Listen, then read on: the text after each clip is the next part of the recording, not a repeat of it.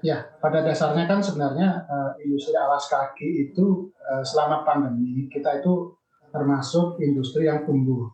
Kita di 2020 kemarin saja ekspor kita, ketika awal goncangan pandemi kita itu tumbuh, 8,7% dibandingkan tahun sebelumnya.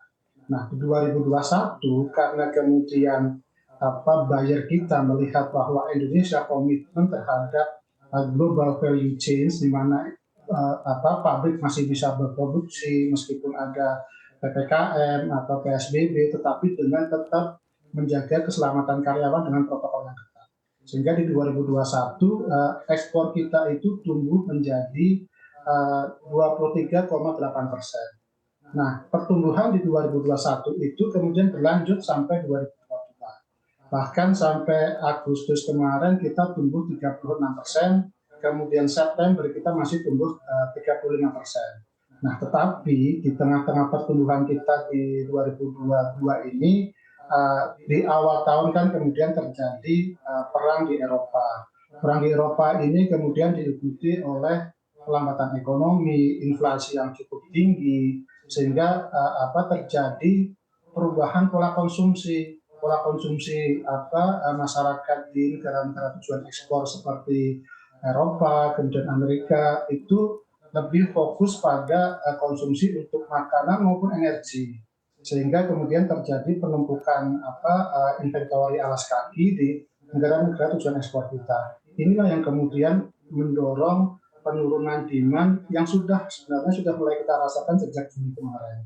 Nah, sejak Juli, walaupun secara statistik angka ekspor kita masih tumbuh, tetapi di pabrik-pabrik kita sudah mulai ada yang namanya pengurangan jam kerja, kemudian sudah ada yang di PHK, bahkan sampai akhir Oktober kemarin, data di kita itu sudah kisaran 25.700 orang. Jadi angka PHK sudah di angka yang cukup tinggi dibandingkan kalau kita lihat secara keseluruhan total pekerja kita untuk industri yang orientasi ekspor itu di kisaran 500.000 orang. Karena kan industri alas kaki itu industri yang orientasi ekspor, kemudian padat karya. Penurunan demand ini terjadi di negara mana saja, Pak Firman? Secara umum demand pasti berkurang di negara-negara yang tengah mengalami pelambatan ekonomi, kemudian mengalami inflasi. Beberapa negara tujuan ekspor terbesar kita itu kan Eropa, kemudian Amerika, yang mereka juga sedang mengalami masalah dan sedang tidak baik-baik saja. Kemudian kita juga punya pasar yang cukup besar juga di China. Di China kan juga mereka masih sampai saat ini melakukan zero covid policy yang ini juga berdampak pada pelambatan ekonomi. Nah, ini banyak pasar kita yang terdampak dari pelambatan ekonomi dan inflasi, sehingga ini kan kemudian secara global ini tidak hanya terjadi di Indonesia, tetapi secara global ini mempengaruhi penurunan demand.